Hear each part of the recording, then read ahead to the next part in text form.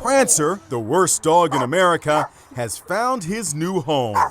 Ariel Davis, a 36-year-old chef from Connecticut, adopted the 2-year-old Chihuahua who hates people, especially men. Compared to the reaction I got from Prancer, you're a dog whisperer. I'm the Prancer whisperer. You might recall when I tried to pet him. That didn't go so well. If I went to try to pet... He would get upset. Really? Yeah. So, hey, you're okay. Okay, all right, yeah. Prancer. Let me know petting Prancer. Tiffany Fortuna had been fostering Prancer, posted this hilarious yet honest ad describing Prancer as man-hating, animal-hating, children-hating, neurotic mess, demonic. When you saw her story, did you have any reservations about adopting Prancer? Definitely. The devil dog seems to be liking his new forever home. Have you had any issues, any anger management issues with Prancer? No, not really. So far, so good, as long as this reporter isn't around. What'd I do?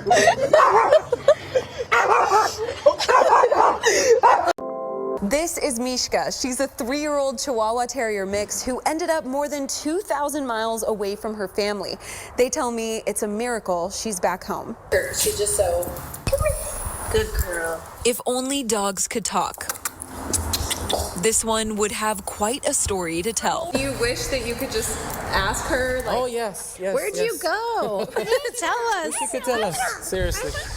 On July 16th of 2023, sweet little Mishka was hanging out at her dad's auto repair shop in the Midway district, as she often would. All of a sudden, I noticed she's not there. Just like that, their 4th family member went missing. The Humans desperately searched for Mishka. Hi, Mishi. Liz Human says she put up more than 1,000 flyers throughout San Diego. Whenever it rained, it just broke my heart. Like, wherever she is, I really hope that she's safe. And like, that was really, that was scary. That really hurt my heart a lot. 8 long months passed, and at the end of March, Liz received an unexpected phone call. The Grosse Pointe Animal Adoption Society in Michigan told her they had Mishka near Detroit. Oh, they're like, oh, she's at Harper Woods. And I was like, where's that? And they're like, Detroit, Michigan. And I like almost fell over because how did she get to Detroit, Michigan? She's looking at me. I was like, hey, Mom, I wish I could tell you.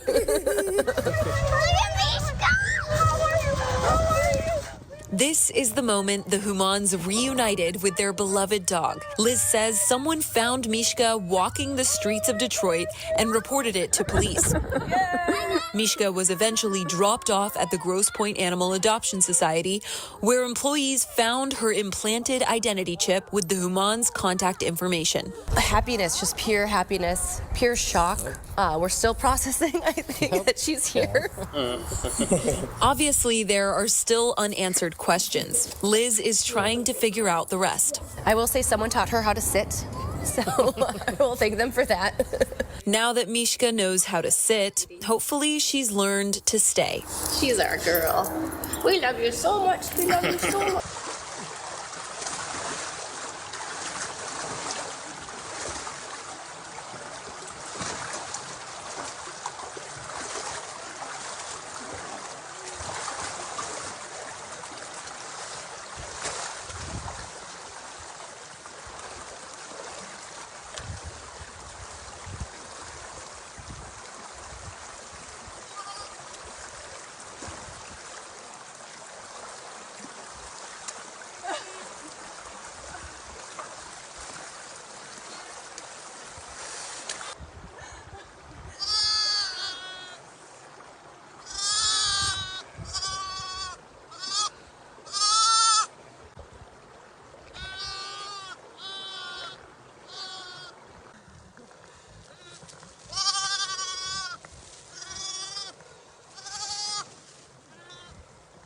Yeah, well, they're running loose, and that's really worrying residents. Animal Control tells us the big issue here is overpopulation, and it's going to take the help of neighbors to curb it.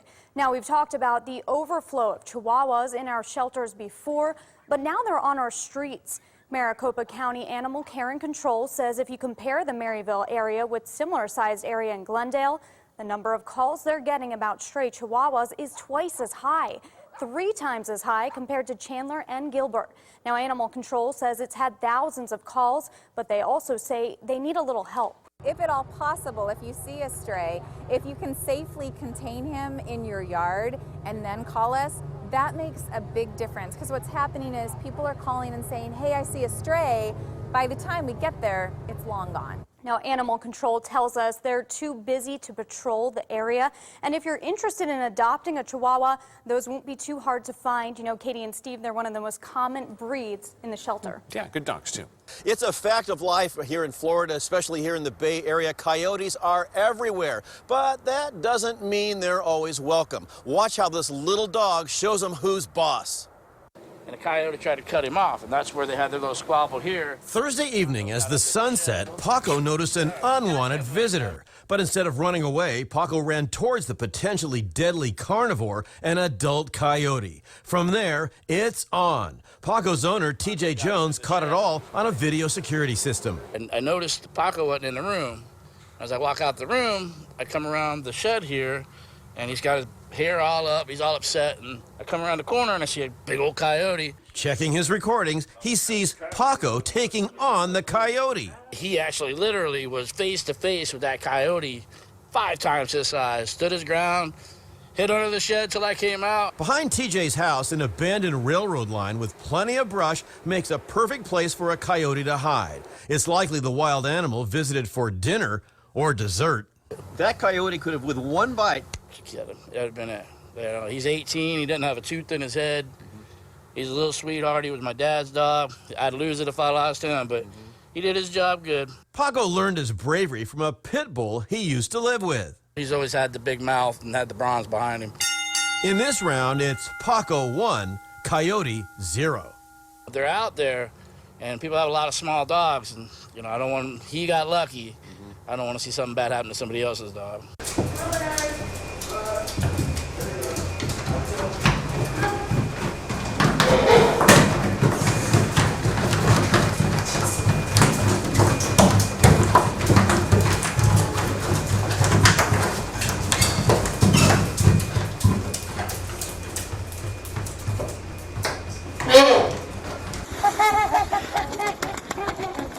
Like a scene out of a romance movie, now gone viral. A pair of local trumpeter swans recognize each other and then celebrate their reunion after several days apart. Best release ever. It was so magical. Toronto Wildlife Centre's Sarah Castillo was able to capture the 6 swan near its nest in Bluffers Park. As he was just kind of sitting in the water, he all of a sudden started to be covered in blood. Luckily, TWC staff determined the injury was not too serious, so after just a few days of care, the male swan was ready to be released on April 4th. But what happened next, fantastic, is described as one of the best TWC rescue and release moments ever. I've missed you, you're home, like, where have you been? It's so magical to see you. I can almost imagine that they're talking to each other in swan language, saying, like, where have you been? You know, I can't believe you've been away for days now. Toronto Wildlife Centre's executive director says swans do mate for life, and just like humans, their body language and vocalizations are sophisticated. They saw each other from very far away, and the one vocalized, and then they went, oh, hey, you know, that's the voice of my mate. They are sentient beings, they do have feelings, they have emotions, they have memories, and they can form very complex relationships with each other. So, I mean, I think that these 2 swans just really proved to us that fact, that there's a lot more going on between wild animals than what they realize. Last year, the budget for iguana removal was $50,000 here on Miami Beach. The mayor says they have quadrupled that to $200,000, and there's one plan to possibly offer a bounty on them. Something more needs to be done. This is a ridiculous picture. They're invasive and destructive. This guy got famous on Lincoln Road a few years ago. But since then, the iguana population on Miami Beach has been booming. You can even look on my neighbor's, on her property. Yeah. It is full of, I have to say. What she wants to say is poop, and we saw it everywhere too. This is video from just a few days ago of a hunter paid by the city, humanely shooting and collecting the scaly critters. This one's definitely over 5. But now city leaders who met Wednesday are quadrupling the budget for iguana remediation, some with the idea to put a bounty on them. Dead or alive, but if we pay per iguana, we're going to get more iguanas. People are going to go out and hunt them for money. The mayor says that could work as long as it's all legal and does the job. They're pretty nice, they're cute. Some have a soft spot for the reptiles. We are really happy with them. But others we met at Must Park, where they like to hang out, say they have to go. I guess everything has to be controlled. There's only one way to get rid of them, and it is not trapping. The mayor says they are looking into removing these iguanas not only on public property like this park, but also private property as well. They are going to be forming an ad hoc group and they'll be taking bids, so we'll stay tuned. All right, we could probably fit these two in this truck. In Pinecrest, Florida, a novel approach for a pesky predicament. Is this what you pictured? No, I did not realize how many there were. I mean, how big of a problem. Trapper Blake Wilkins is usually out chasing reptiles. Similar to the iguanas, you know, the peacock population has exploded down here. It is peacock overdrive. Homeowner Reva Steinman says the beautiful, majestic birds act like they rule the roost. They are an expensive nuisance. Jumping on roofs, pecking at cars, damaging property, even stopping traffic, not to mention the noise. So many complaints, the village decided to act. The humane solution, peacock vasectomies. You know what, leave the trap there. Wilkins' team is tasked with trapping the peacocks, food to lure them in, a net to get a handle. Wrangling the peacocks is no easy task, but it's just the first step in the process. Then exotic animal veterinarian Don Harris takes over. If you do a vasectomy on one male, you could stop 7, 10, 15 females from reproducing. Dr. Harris walked us through the process. First, we inject the bird with a sedative. It's basically birdie Valium. After 15 minutes, the sleeping bird is ready for the operating room. When we remove that tube, the vas deferens, the bird can no longer fertilize females and their eggs. Then back in the cage, in 20 minutes he awakens. The entire process is less than an hour. The victory behind all this is we are not removing the masculinity of the males. They retain their beautiful appearance, they retain their beautiful tail, they retain their dominance. The pilot program has ruffled a few feathers. Some residents feel the birds should be left alone, even stopping some caged peacocks from reaching the operating table. We've had birds humanely enclosed, ready for the procedures, and people have come in and released them. Still, other cities and towns across the country are calling Dr. Harris, looking to nip and snip their own peacock problem.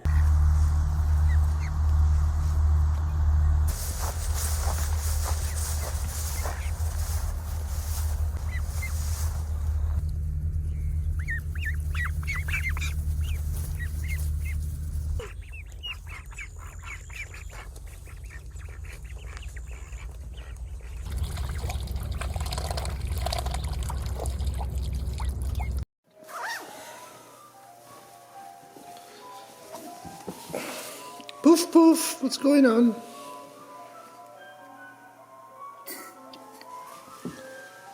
Good boy, good boy. Oh, take a breath in.